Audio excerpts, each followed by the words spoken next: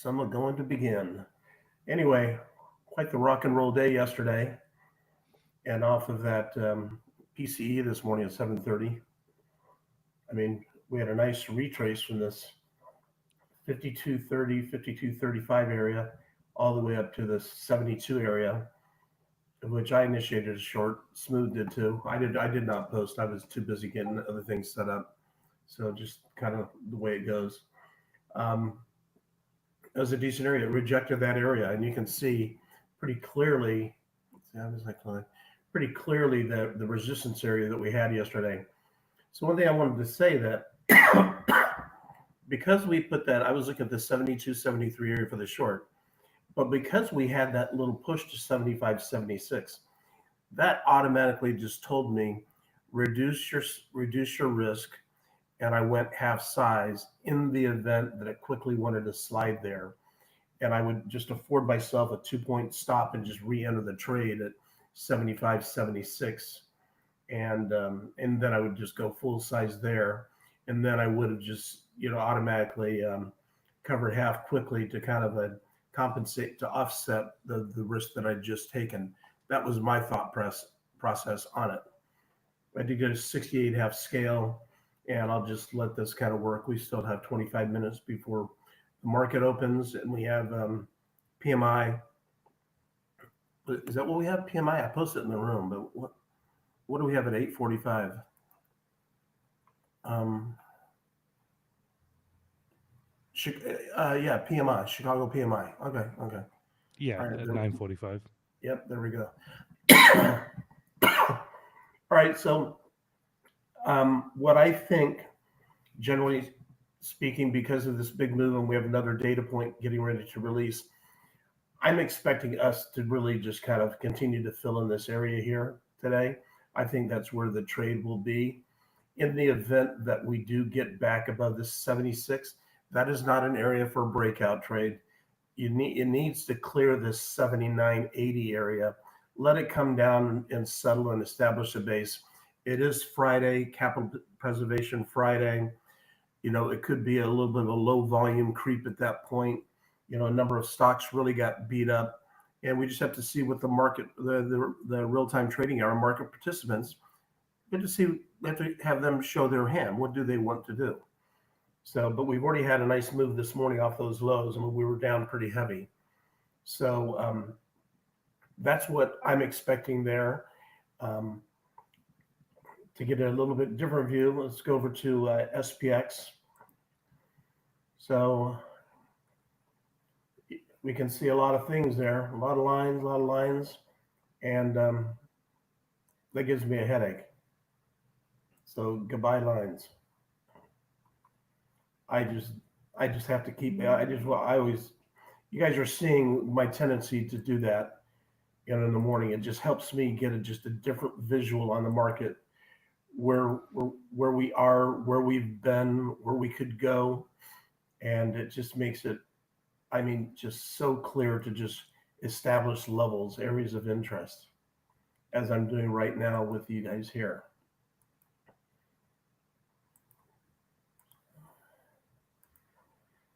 So this just so we're now back up in this area per where the ES is trading, and you can see that getting below SPX, getting below this 52, 15, 17 area down in here, 52.10 to 15. If we get down in here, you could have a serious meltdown. We've had 2 good days of selling off. Um, so we're on the third day. So I think that this is where the capital preservation idea comes in, and the market's probably going to want to just consolidate and establish some sort of base and figure out does it want to trade back down here, or does it in fact want to go back to the previous day and just trade in here, maybe just fill the volume in that area there. So we can either trade in here or actually cover this entire area. And let's keep it that simple. Let's figure out what the market wants to do. That's as simple as I'm going to keep it. Dan, I'll hand it over to you. Give me a sec. Get out of that. Stop. All right, you got it.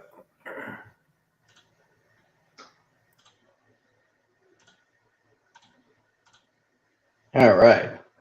So the only thing I'll add is because we've had these last, and I'm going to reduce this one, put this one up here. Because we have had this last couple of down days, and they haven't, I mean, on the grand scheme of things, let's go to daily.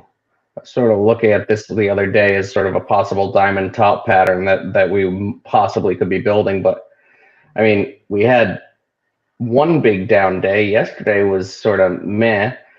Today, this day, Tuesday, felt like a big down day. Just and then that end of the day rip saved that candle. And let's go to hourly, and we can see that. So Tuesday was where right here. So you've got that end of the day candle. This felt like a big down day until that end of the day where we went from the low of that candle in the 3 o'clock hour was 53.28 in the high. So we ripped what 11, 12 points on ES there, and then from the 2 o'clock hour we came almost nearly 20 points up. So, and then we proceeded to retrace that, and now we're back to the sort of exactly where we were on Wednesday. So I think this area here, and what David said, this is just a different perspective on it, is do we come up above this 72 area? And you can see what he was talking about. You've got this wick here, you've got this wick here to that 76 area, 77, which would be, and I mean, you've got the bottom of this wick at 79. So there could be some slippage on this 72 trade, but that's sort of what he was describing is, are we going to come back into this area, which was the bottom of Wednesday, or do we come back and play around in, I'll use this, do we play around in this area from this volume point of control yesterday, and then the overnight volume point of control here, 20 points lower than we currently are? Do we fill in this, and I'll even narrow this down, do we fill in this area? And that's certainly a possibility. There's some gamma mechanics today where if we do get over like 77-ish, I could see a pretty good size squeeze. So I think that possibility is there, and we're right in the middle of a whole lot of gamma areas, which is essentially the SPX 5250 to down to the SPX 5230, 5225, 20 area. So you've got some sort of gamma support now that we've churned through this area at like 61. And let's bring it down to a little bit of a, so 61, 64 area. This was a huge area that to break in terms of gamma area. What was the spread yesterday, David? 16? 16. Yeah, so 66 is 5250 on SPX. So I think that's a pretty good idea of what's going to happen today. UB, and I'm going to go to this because it's been really telling us what the small caps are going to do, and hell of a move just now. So we just went for almost a full buck. Up to this support, this resistance area 122.24, which was from it's got to be somewhere from back in here. Yeah, all the way back in here, the sort of beginning of middle of May, all these volume points of control right here at this 122.24 area. So that's, if we get over this area, I think that's going to have to be the spark that gets us to trade above this 52.77, 78 area that could ignite a gamma squeeze, because there's not a whole lot of levels on UB for a bit. So I think that aligns sort of around with like TLT 90, but I can't remember. I would need to look at that. But Yeah, that's sort of the, if we do reject here and that aligns with that 72, I think the idea that we're going to go back and trade that little bit of a lower range here, this box here, I think that makes sense. So single stock names. So Ulta, been loading the equity on this name. We're going to open up in this flag area up here above the daily point of control. So the thing with Ulta here, in let me zoom way out on Ulta. The reason we were buying it down in here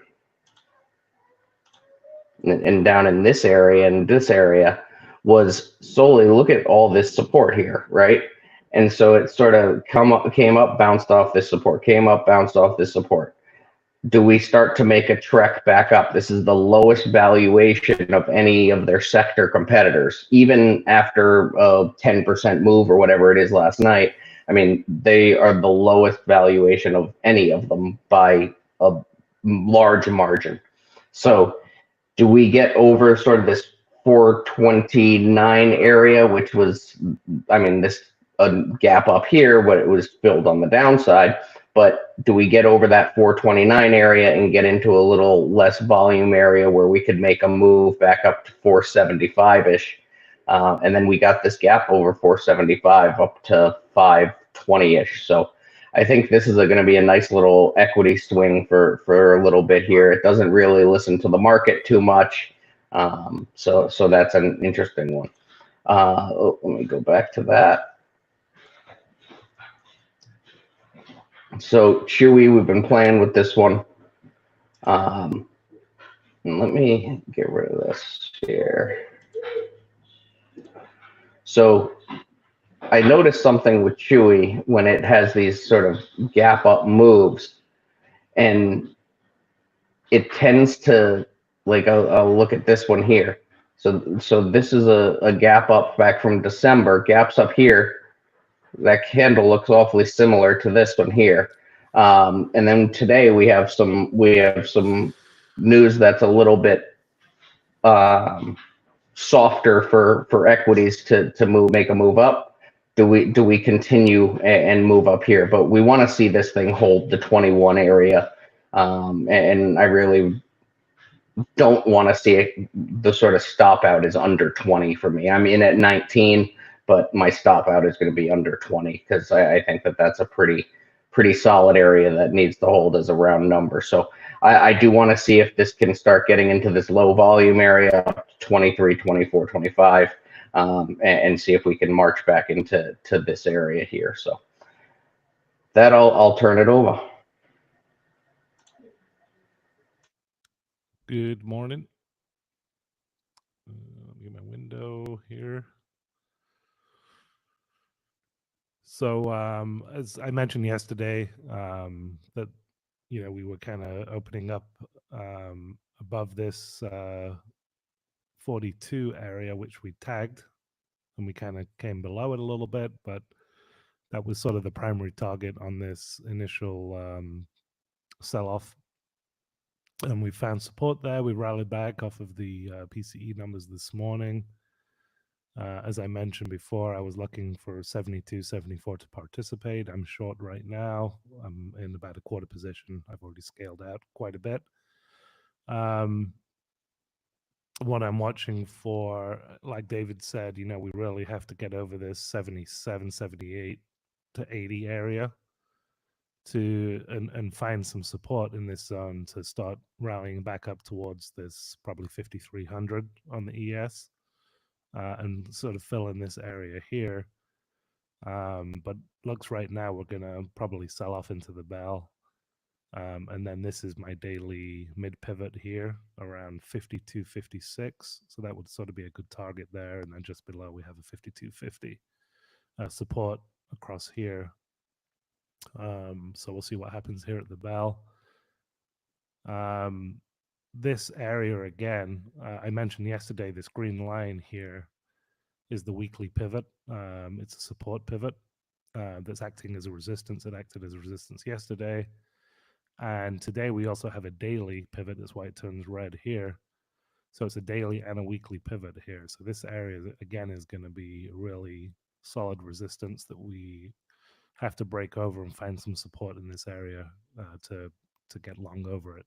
So don't be taking that quick, try and break out over this area, because it could be, act kind of like it did yesterday.